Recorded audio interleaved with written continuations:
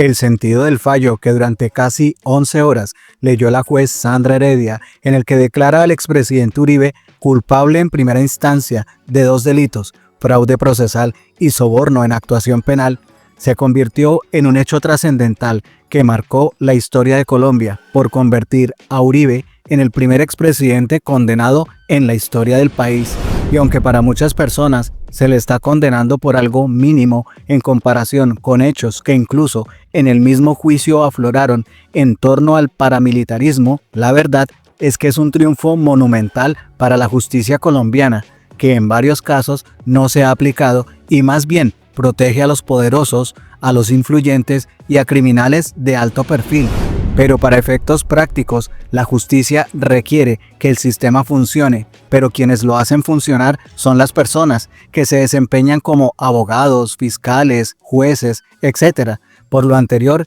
el fallo en derecho de la juez Heredia llegó como un bálsamo que debe inspirar a todos aquellos que habían perdido la fe en la justicia, a quienes trabajan en el aparato judicial y habían extraviado la inspiración y la motivación de su propia labor. Este no es solo un fallo, es un rayo de esperanza que se abre paso en la distancia y necesita más personas comprometidas, valientes y leales a sus principios y a su trabajo. Para algunas personas que siguieron paso a paso cada una de las etapas del juicio, el fallo en contra de Uribe resultó de alguna manera lógico y fácil de entender. Pero para quienes no estaban muy al tanto del juicio, ya sea a favor de Uribe o en contra del expresidente, basta con ver el momento más importante de la lectura del fallo para entender por qué la juez condenó a Uribe y con esa decisión marcó la historia de Colombia y cerró la era de uno de los políticos más importantes del país. Bienvenidos. Gobernador, senador y 2 veces presidente de la República, gozando de una amplia popularidad entre la opinión pública y la ciudadanía,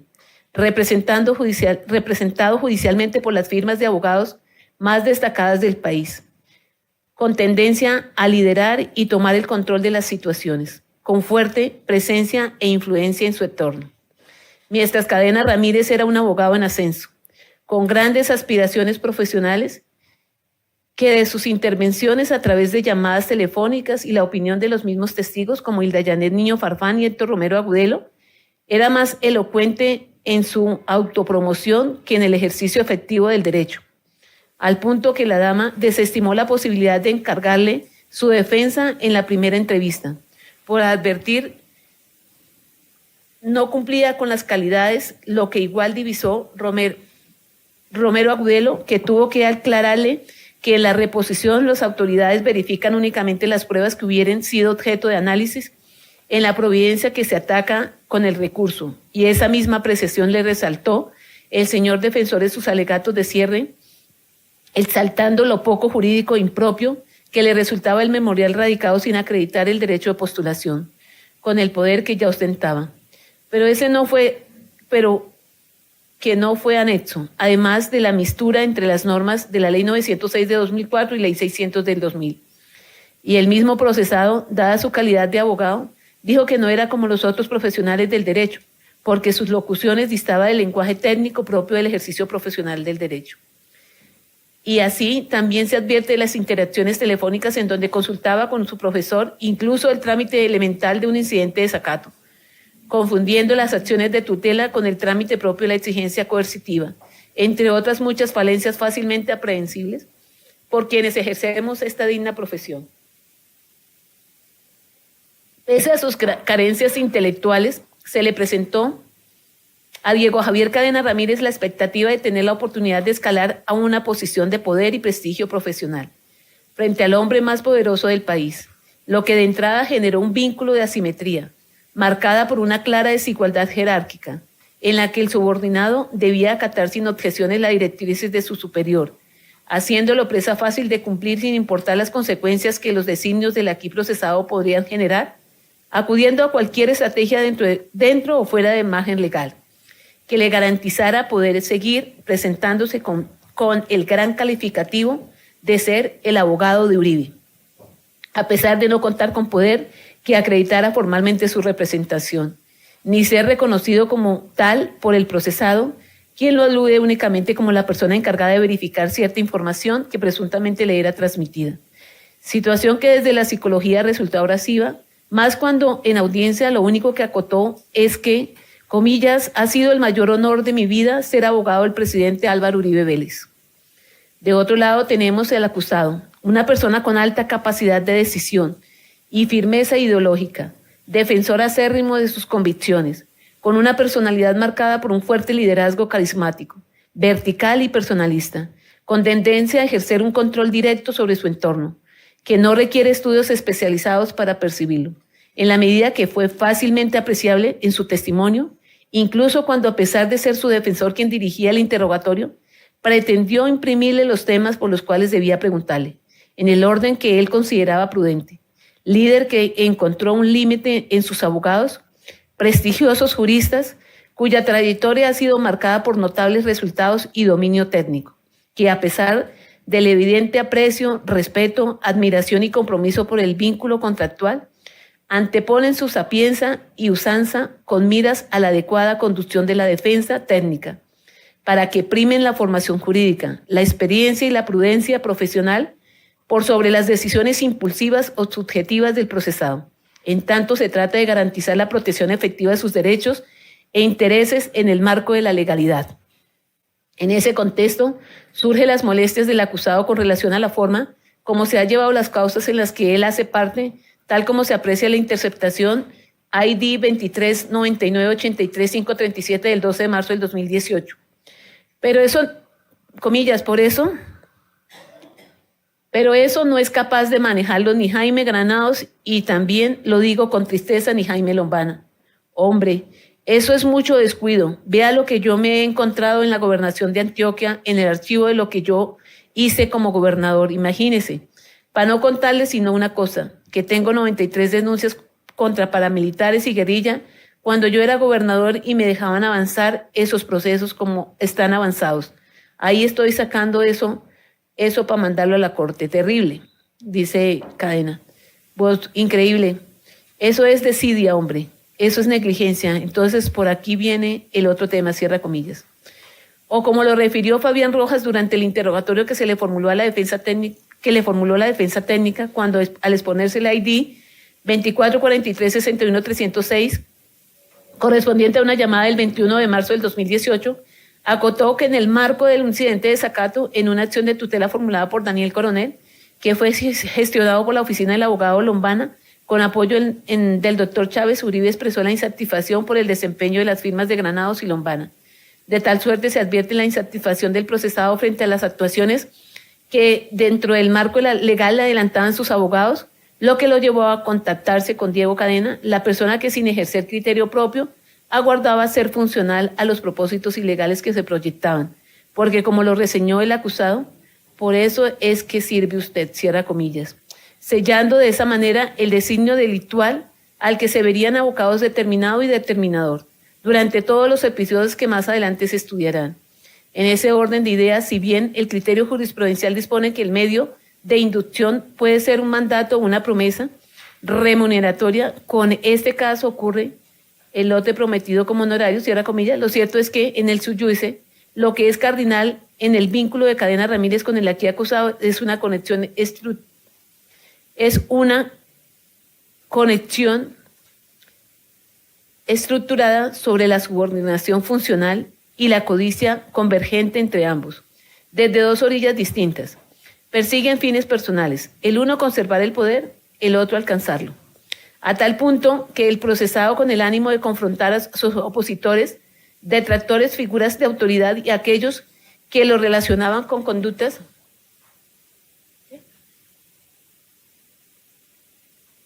punibles, creó en Diego Javier Cadena Ramírez la necesidad de acogerse al proyecto de desacrédito de los que el instigador consideraba sus enemigos, tomando parte activa en el objetivo punible, sin que para ello fuera necesario que aquel le diseñara un plan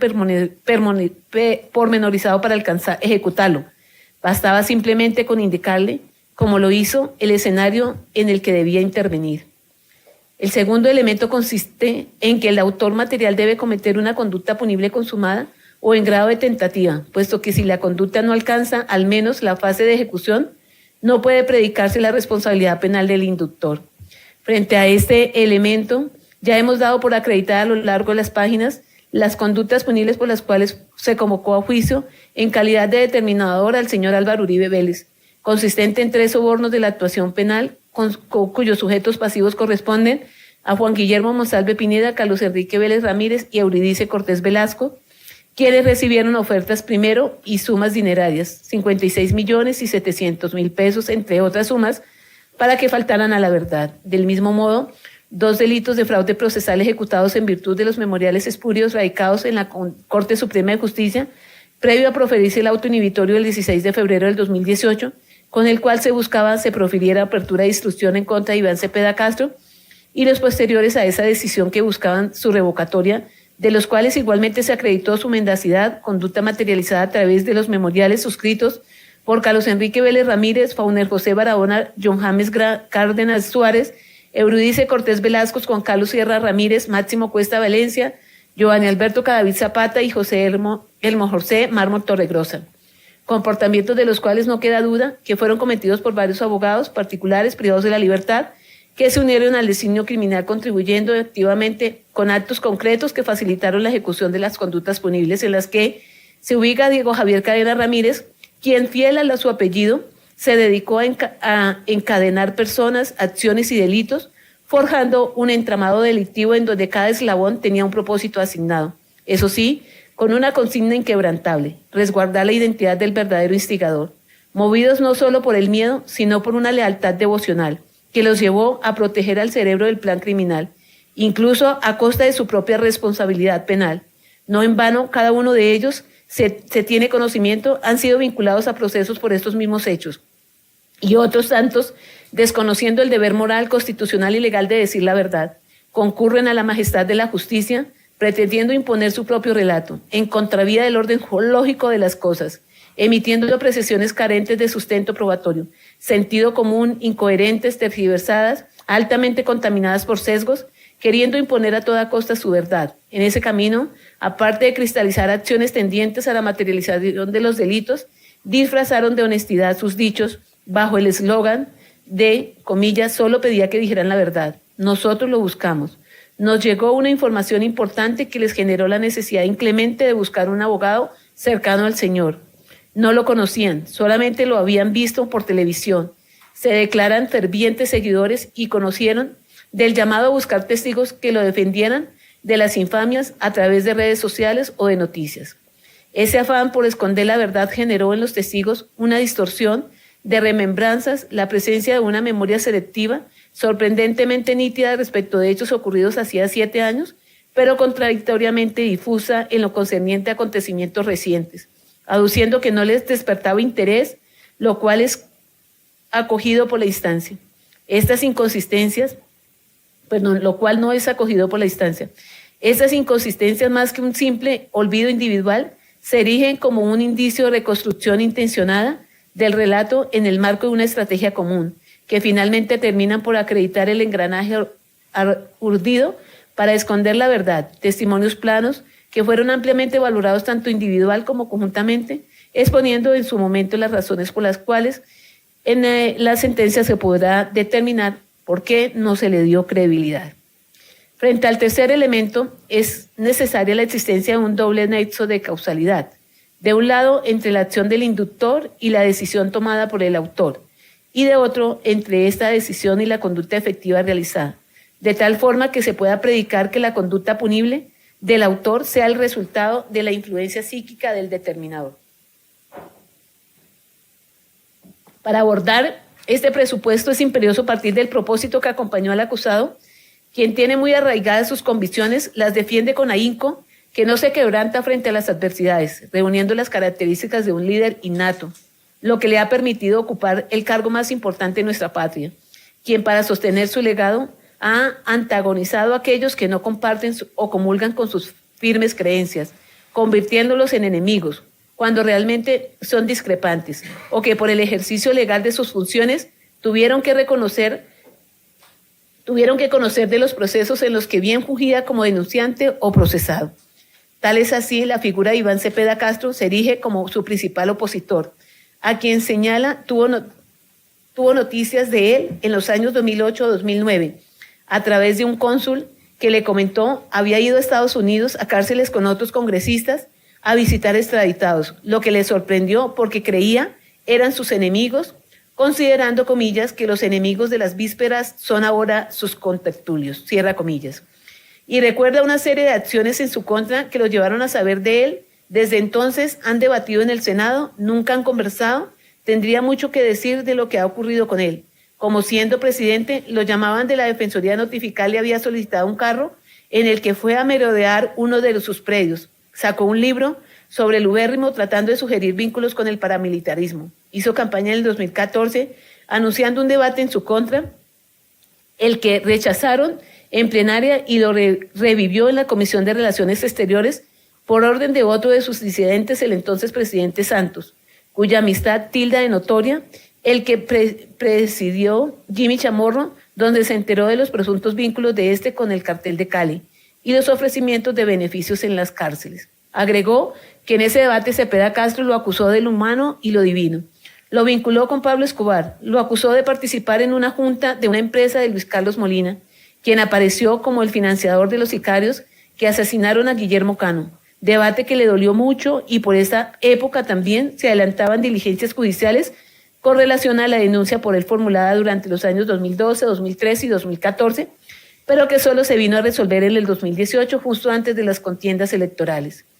No entiende si esa actividad febril del senador Cepeda en su contra es porque cree que tuvo que ver con el asesinato de su padre, con quien por el contrario coincidieron en muchos temas, no sintió ni un solo irrespeto de su parte, porque él no tiene ningún odio personal, pero sí ha sido muy difícil. De ahí que ha tenido que verificar muchas informaciones que le han llegado con relación a ofrecimientos de beneficios por su parte. Estas confrontaciones se convirtieron en la motivación a trasladar a su determinado Diego Javier Cadena Ramírez, que lo impregnó de malquerencias y hacer todo para desacreditar sus incriminaciones, haciéndolo parte activa del plan que ideó. Esto no es una especulación, sino que deriva de las interceptaciones de las comunicaciones sostenidas entre ellos, donde podemos escuchar con precisión que a pesar de saber estaban intervenidos su puesta en escena, les jugó en contra, en la medida que estos mensajes que el procesado le transmitía con relación a Cepeda Castro, en el ID 2468694436, Cadena le estaba informando de las diligencias realizadas en la cárcel La Picota con relación a Juan Guillermo Monsalve, la suscripción de la carta de la retractación, lo que en su criterio, comillas, ayuda enormemente y va a esclarecer, pues que fue víctima de una falsa ilusión que le vendió ese senador. Frente a lo que el aquí procesado le responde, él fue presionado por Cepeda contra mí, cierra comillas, de tal manera que fabuló un plan que a pesar de sostener con firmeza a los señores defensores y el mismo abogado, ninguna intervención tuvo el procesado. Ello no corresponde con la realidad. Recordemos el ID 2400014509 del 12 de marzo del 2018. Doctor Diego, presidente, una cosa, dos cositas. Hay que ir adelantando la primera gestión para entrevistarme personalmente con ese señor y número dos, necesito que me envíe la declaración del señor de La Picota. Usted no me ha enviado y la estoy necesitando. Vos dos, ¿de quién, hombre? Vos tres, ese señor de La Picota que lo ha acusado en su proceso, este señor Monsalve. Vos dos, bueno, ya me pongo en eso. Yo creí que se le había mandado. Lo que hay de ese Monsalve, ya me pongo en eso, cierra comillas. El ID 24-523-3788 el 22 de marzo del 2018, en donde Diego Cadena le reporta al procesado.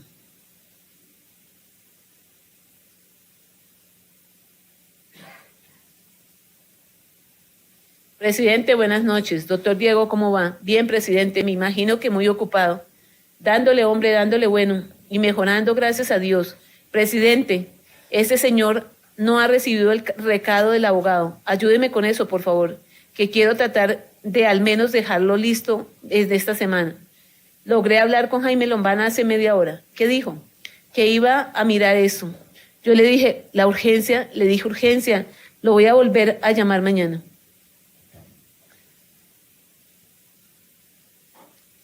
Puntos suspensivos.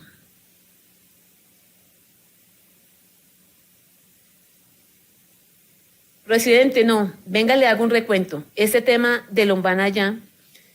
Eso quedó prueba superada. Simplemente es que este abogado le haga saber que yo voy de parte suya. Yo pude ir hoy y me contaron una cantidad de irregularidades que personalmente se las explico. Él está siendo muy presionado allá porque ya se filtró de que yo estaba yendo a hablar esa vaina. Entonces que le están diciendo allá que mucho cuidado, que cómo se le ocurre, que no haga eso. Entonces, ¿cuál es mi política? Coger las cosas en calientico, presidente, y resolverlas. Esa instigación se mantuvo a lo largo del proceso incubando en Cadena Ramírez esa idea malsana que todo provenía de la actividad desarrollada por Iván Cepeda Castro. Para ello recordemos el ID 264229-293, en donde se evidencia que el aquí procesado le interroga que si es verdad que el examen grafológico dio, que eso lo firmó Areísa, que lo presentó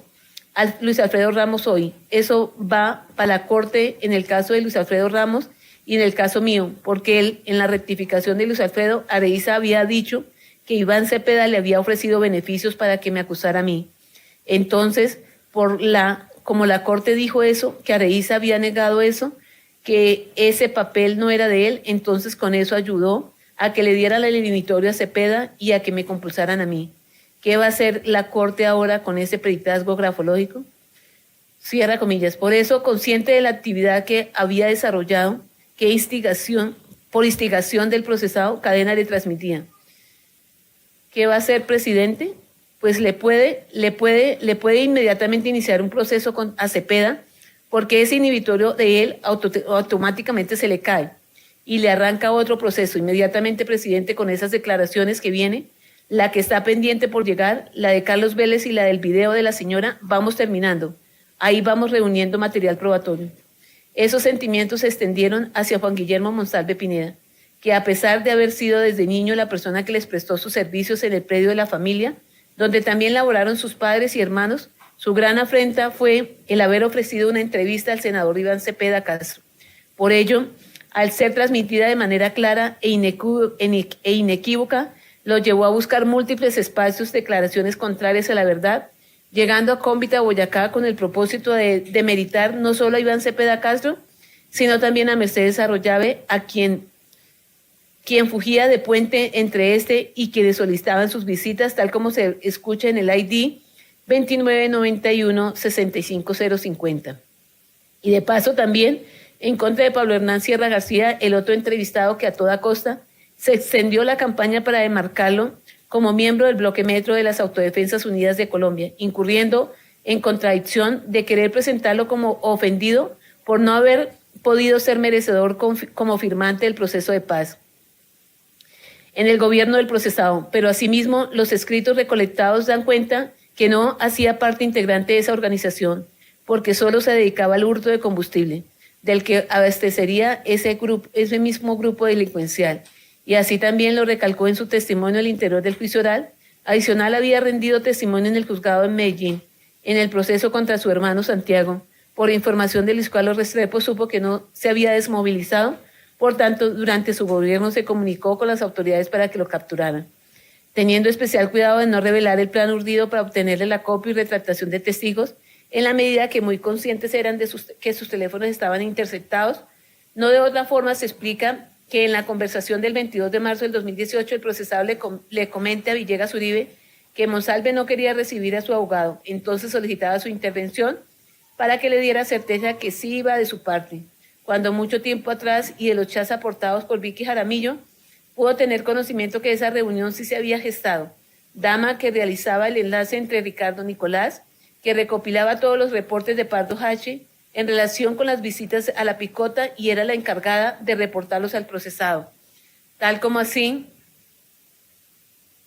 claramente lo indicó Cadena Ramírez al iniciar la reunión con Gómez Sarmiento, a modo de advertencia cuando le ofrece el número celular de Cadena Ramírez a su interlocutor, le expresa, recuerde que la vulnerabilidad de nosotros, estos teléfonos los tienen interceptados.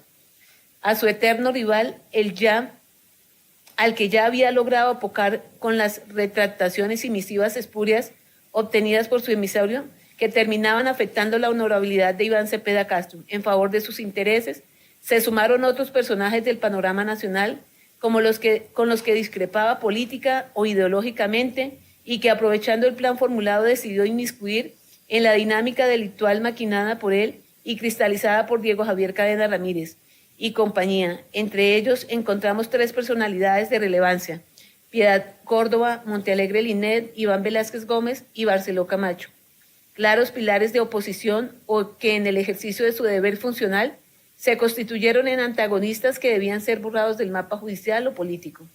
Inicialmente, de la versión del propio acusado tenemos que a Piedad Córdoba la calificó como una persona destacada de la política antioqueña y después nacional con la que vivió entre soles y sombras, porque lo quiso y lo dio cuando salieron los escándalos, muy carismática y simpática, queridísima cuando no entraban en divergencias, clara caracterización de lo que el encartado considera una opositora, a la que precisaba acallar, presentándose la oportunidad perfecta para ello, a través de la información que tenía frente a los acercamientos de la parlamentaria con los extraditables en una cárcel de Estados Unidos. Ante ello, contactó a Cadena Ramírez para transmitirle la nueva variante de su propósito, indicándole en la interceptación 23-99-83-537 del 12 de marzo del 2018. Coja papel y lápiz, coja papel y lápiz. Aquí tengo papel y lápiz. Vos 2, Tuzo Sierra. Sí, señor. Vos 2, extraditado por mi gobierno. Vos 1, sí, señor. Vos 2, hizo un acuerdo con los americanos, salió de la cárcel y lo dejaron en Estados Unidos. Sí, señor. Vos 2, tiene unos amigos en Antioquia, él es de por aquí. Vos 2, puntos suspensivos. Piedad Córdoba, Cepeda le ofrecieron beneficios que cuando saliera de la cárcel de Estados Unidos los mandaba a Suiza si me causaba a mí. Él les dijo que ni me conoce. Puntos suspensivos.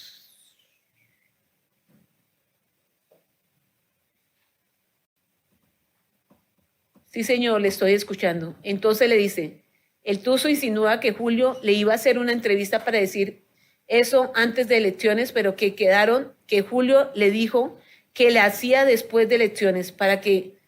no alterar el resultado electoral. Si eso es verdad, quedó muy sentido con Julio, porque bastante daño me hicieron y porque aplazaron una cosa tan importante para mí. Como eso, entonces lo que yo no sé, yo no quiero mencionarle nada a Julio, por ahora, porque hago un daño con eso del Tuzo Sierra. No sé si esperar hasta el 2 o 3 de abril, que él tiene esas audiencias sobre Jorge León Sánchez, pero quería que usted pensara muy bien el tema, a ver qué manejo se le da. Presidente, mi sugerencia es la siguiente. Cuando yo contacte a este señor para que nos esclareciera mediante una declaración extrajuicio, él me mandó esta razón, puntos suspensivos. La conversación que se translitera es de cardinal significancia para la decisión que se profiere porque saltan a la luz ingredientes indispensables de la influencia de Álvaro Uribe Vélez sobre el abogado. Lo primero, dictarle la nueva misión que debería emprender, esta vez respecto al episodio Tuzo Sierra, bosquejándole el contexto factual sobre una reunión surtida en su contra, en la que tomó partido sus enemigos naturales, Piedad Córdoba e Iván Cepeda Castro, quienes supuestamente ofrecieron beneficios cuando los privados de la libertad salieran de la cárcel de Estados Unidos. Se lo acusaban a él, premisa que, como ya se advirtió, no corresponde con la verdad, según los dichos conjuntos de Cepeda Castro, Rodrigo Lara Restrepo y Salvatore Mancuso Gómez. Esa proyección volitiva del determinado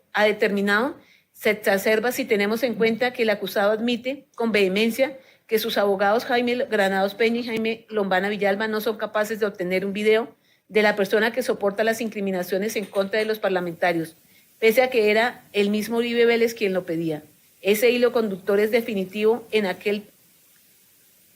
que el profesional de derecho proceda a obtener las cartas mendaces, acudiendo a los terceros requeridos para el designio inicial del instigador. Por ello, incluso propone contactar a Sierra Ramírez para que allegue una declaración extrajudicial y asegurar la verdad, presidente, porque ya luego empiezan los ofrecimientos de terceras personas. Eso hay que cogerlo calientico y asegurarlo, cierra comillas. De tal suerte que esa es una breve muestra de decenas que subyacen sobre la influencia del actor frente al fraude procesal que cristalizó Diego Javier Cadena Ramírez con la obtención de los memoriales del 1 de agosto y el 20 de diciembre del 2018 que fueron arribados a la Corte Suprema de Justicia para retrotraer el auto inhibitorio proferido en favor de Cepeda Castro, con el palmario afán de hacer incurrir en error a la alta corporación sobre hechos que hasta la saciedad se ha colegido no correspondían con la realidad.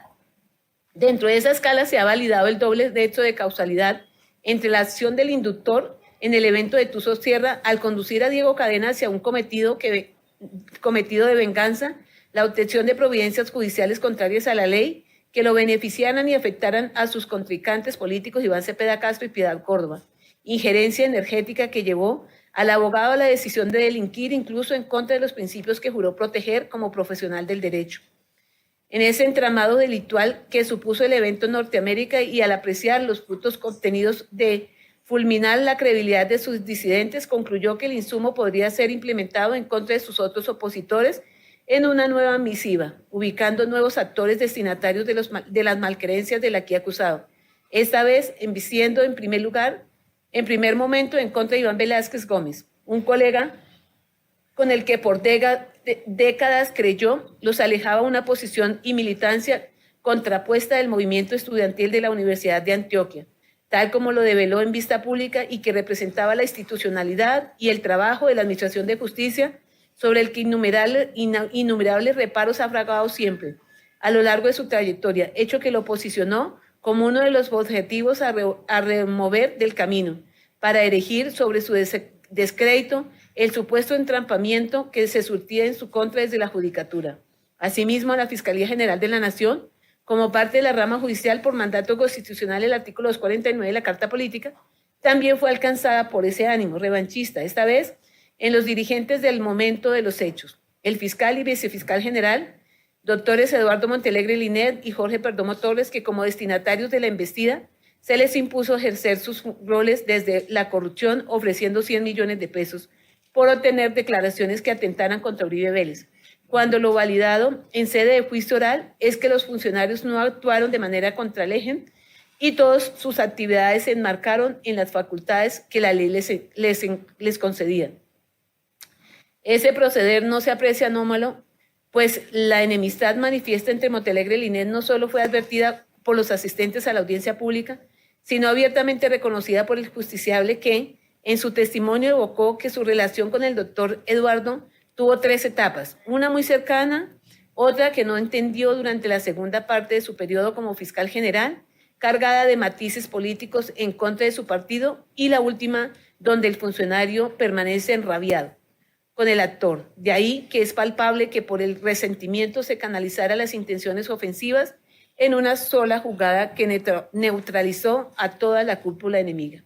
Por otra parte, la ofensiva contra la Fiscalía General de la Nación se concretó desde 2 flancos distintos, no solo en el episodio del Tuzos Sierra, sino también en el evento de Hilda Niño Farfán, sobre el que se absuelve por falencias en la construcción de los hechos jurídicamente relevantes, en detrimento del principio de congruencia. Empero es el fiel retrato del mismo proceder inductor en el que Uribe Vélez conllevó a Cadena a configurar la conducta punible de soborno, conclusión que se alcanza con la interpretación 25, 31, 33, 331. Presidente, ¿cómo está? Buenos días. Doctor Diego, ¿cómo le ha ido? Todo bien y mejorando, presidente. ¿Y usted? Bueno, bien, hombre, bien, defendiendo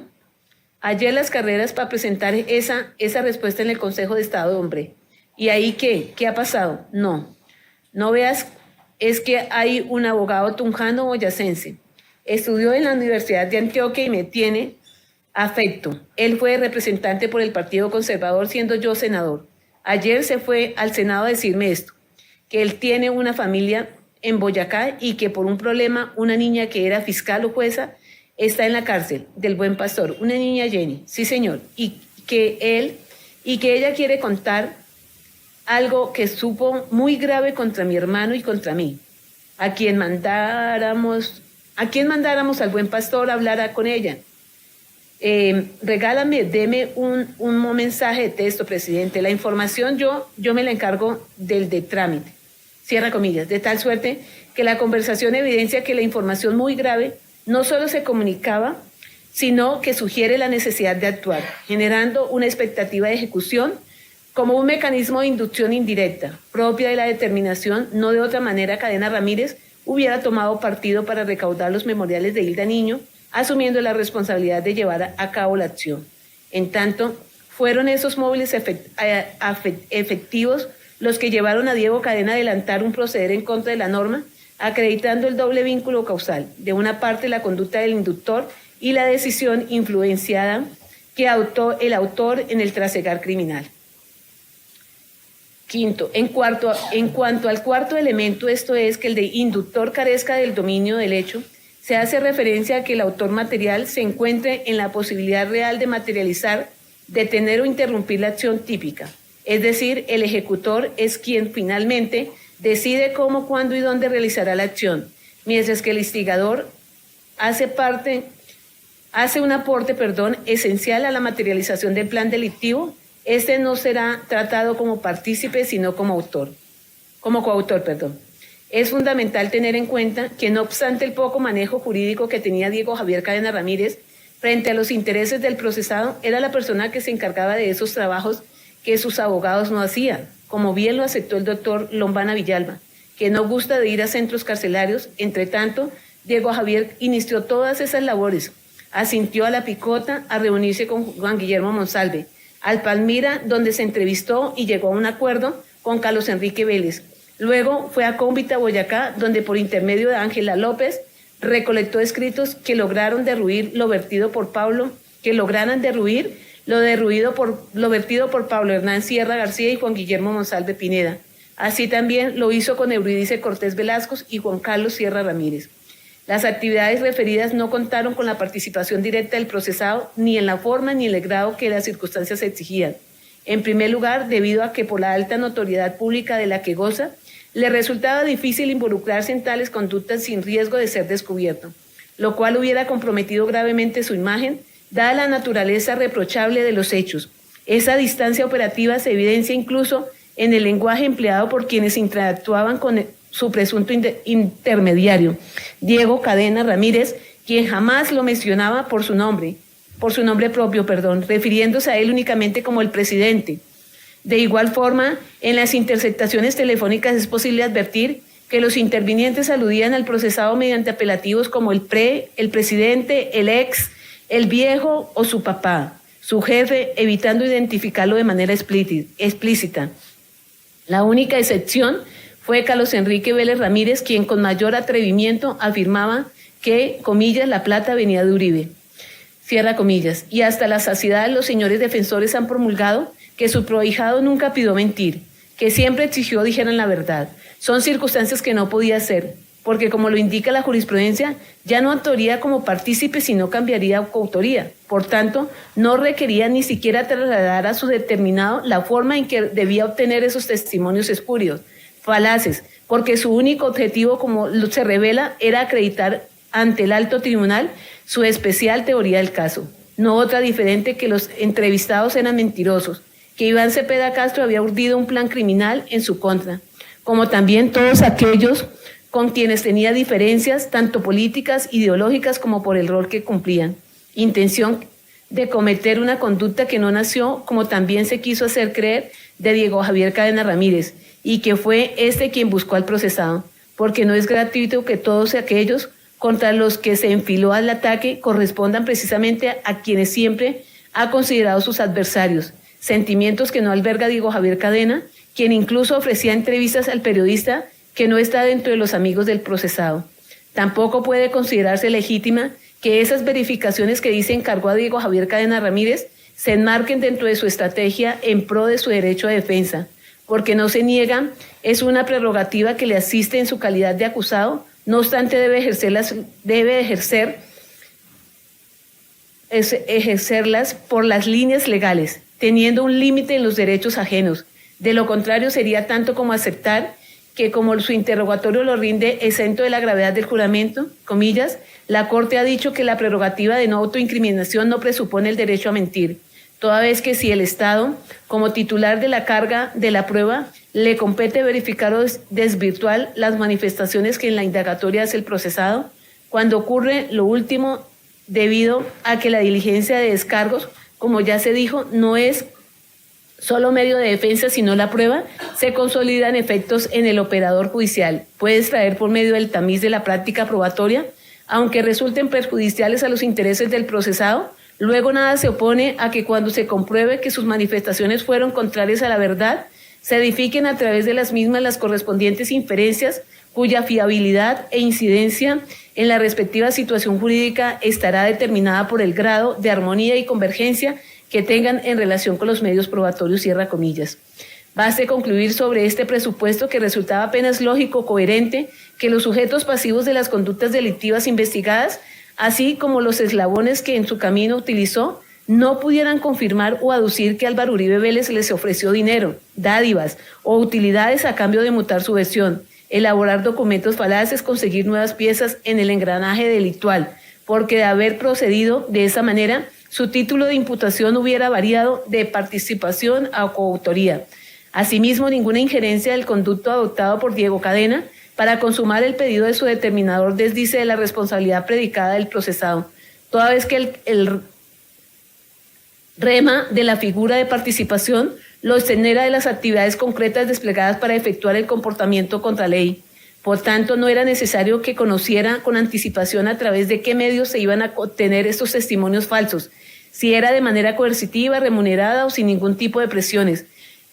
porque la forma como se iban a obtener solo partía de la voluntad del autor, quien tenía la capacidad de actuar o no actuar, comprender la ilicitud y trazar el plan específico para lograr dar cumplimiento a la tan mentada expresión: proceda, doctor Diego, que usted hace las cosas bien. También no era necesario que el procesado pretendiera en este acto procesal y ante este estrado mostrarse como una persona de bajos recursos, porque ni era necesario acreditar que efectivamente fue la persona que desde sus bolsillos, presuntamente, saliera el dinero con el que presuntamente se coercionaba a testigos. No obstante, la censura de la defensa contractual tampoco estaría llamada a prosperar, porque como se ha dejado suficientemente decantado, el procesado sí sabía de todo el actuar de su determinado. A diario se le emitía un reporte pormenorizado de todo lo ocurrido y dada órdenes para perfeccionar ese plan, que no era otro diferente a radicar estos escritos falaces ante la Corte Suprema de Justicia para obtener una providencia que resultara provechosa para sus intereses. Ergo, su desconocimiento sobre lo que gestaba a sus espaldas es una tesis que la Judicatura rechaza sin ambages. En ese orden, resultaba incompatible con la lógica del caso aceptar que una persona que se ha caracterizado por ejercer control férreo sobre cada órbita de su vida personal y judicial, que como ya se iteró, recibía un reporte periódico sobre los asuntos que le concernían no solo a Diego Cadena Ramírez, sino de todos con quienes se relacionaba, lo que se acredita con el testimonio de Fabián Rojas, Hernán Darío Cadavid Zapata, Juan Manuel Daza Iguarán, Victoria Eugenia Jaramillo, entre otros. Incluso fue evidente en el juicio oral con los profesionales que ejercen su defensa técnica, pretenda ahora ampararse en la figura de la ignorancia deliberada, cuando sus características de personalidad excluyen la posibilidad de un desconocimiento real, robusteciendo así la hipótesis acusatoria de que no solo sabía, sino que toleró o promovió lo que convenientemente ahora intenta disimular bajo la sombra de la omisión consciente. Por último, el determinador debe actuar dolosamente. Su dolo debe estar dirigido de un lado a la provocación de la resolución delictiva y de otro a la ejecución de la conducta típica por el autor material, incluidos los elementos subjetivos y la realización del resultado típico. Finalmente, no cabe duda que el procesado conocía lo ilícito de su proceder. No de otra manera puede explicarse que no lo hiciera directamente o a través de sus juristas, con los que siempre había contado, quienes, valga resaltarlo, llevan el conocimiento de los asuntos más delicados de su vida, y pese a ello optó por inducir a un abogado emergente, carente de las actitudes que se esperan de un litigante de prestigio, ansioso de reconocimiento profesional, a que materializara esas acciones que por su condición de figura pública no podía ejecutar de propia mano, instrumentalizándolo hacia el designio criminal de inducir en error a la Administración de Justicia, obteniendo bajo promesas y dádivas que faltaran a la verdad, y no contento con ello, radicarlas no ante cualquier juez, sino ante la máxima corporación de la justicia ordinaria.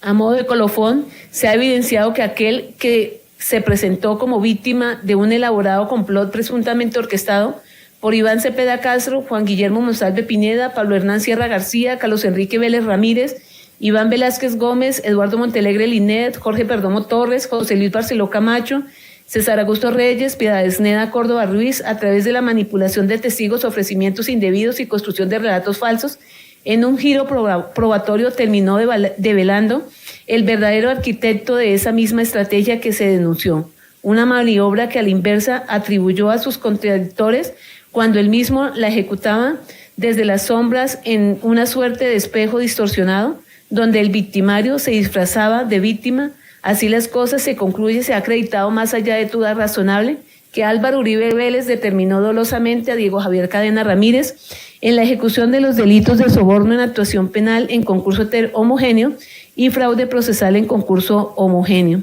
Con estos comportamientos queda claro también que afectó gravemente el bien jurídico de la Administración de Justicia, el bien protegido tanto por el delito de soborno en la actuación penal como por fraude procesal. Y que, como ya se ha resaltado, el mismo no se ejerció contra cualquier juez, sino que fue directamente contra la Corte Suprema de Justicia. Por manera entonces que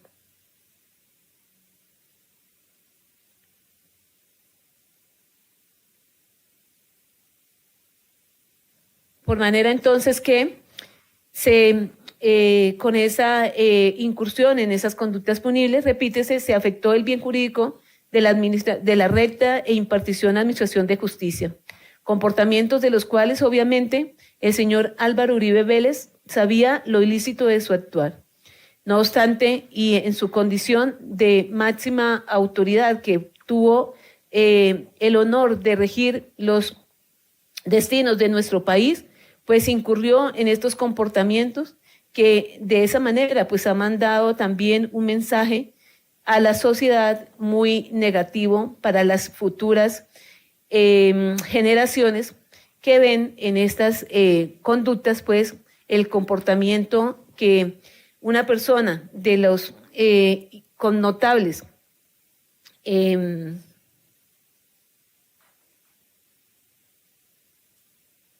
cargos a los cuales ha accedido,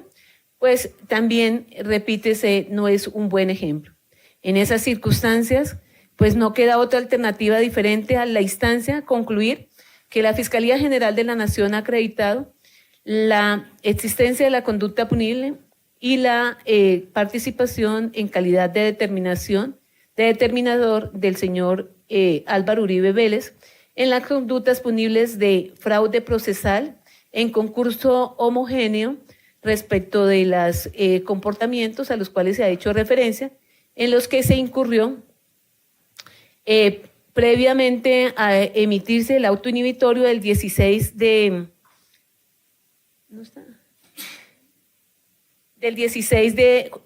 febrero del 2018 y los relacionados posteriormente. Igualmente en las conductas punibles de soborno en actuación penal respecto de los testigos Juan Guillermo Monsalve Pineda, Erudice Cortés Velasco y Carlos Enrique Vélez Ramírez, y por tanto obliga a esta instancia a anunciar en contra del señor Álvaro Uribe Vélez un sentido del fallo de carácter condenatorio por las conductas punibles de fraude de soborno en la actuación penal, repito, en concurso homogéneo en 3 oportunidades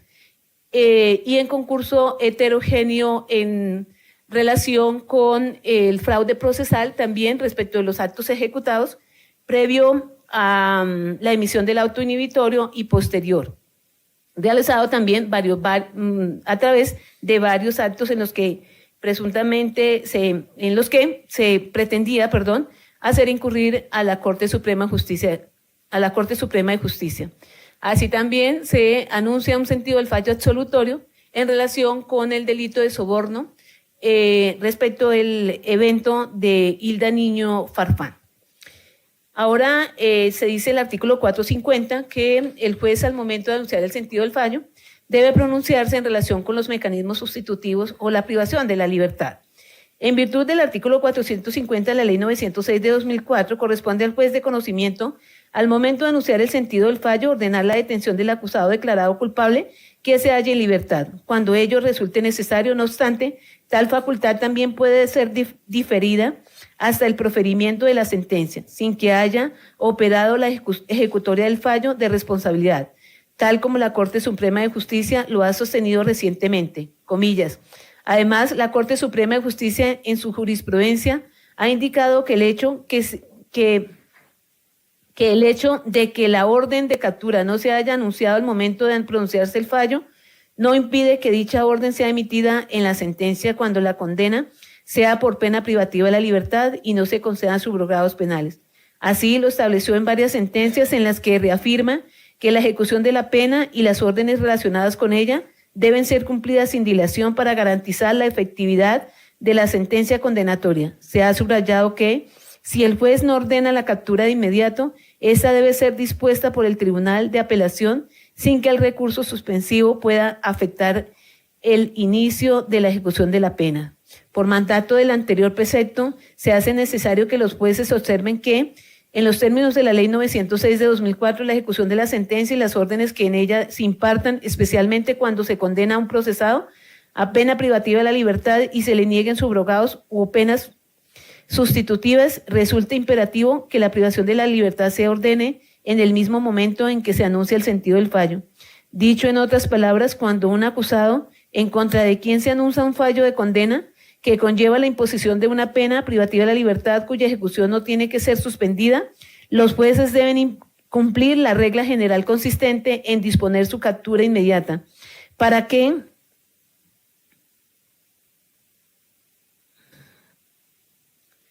empiece a descontar la sanción impuesta y si tal mandato lo incumple el ACU, se debe impartir el correctivo por el AQUEN. Cierra comillas. De tal suerte que la instancia definirá la definición de emitir o no orden de encarcelamiento respectiva, basándonos en dos hechos, a saber, inicialmente para permitir a las partes e intervinientes especiales intervenir en el traslado del artículo de que trata el artículo 447 del Estatuto Rituario y que se puedan tener las condiciones individuales, familiares, sociales, modo de vivir, antecedentes de todo orden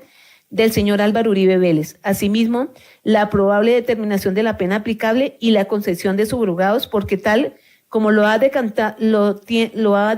la Corte en recientes pronunciamientos, tal postura puede resultar mayormente garantista, toda vez que en las estimaciones de los sujetos procesales puede dotar de mayores insumos a la judicatura y adoptar una decisión acorde con los petitum elevado.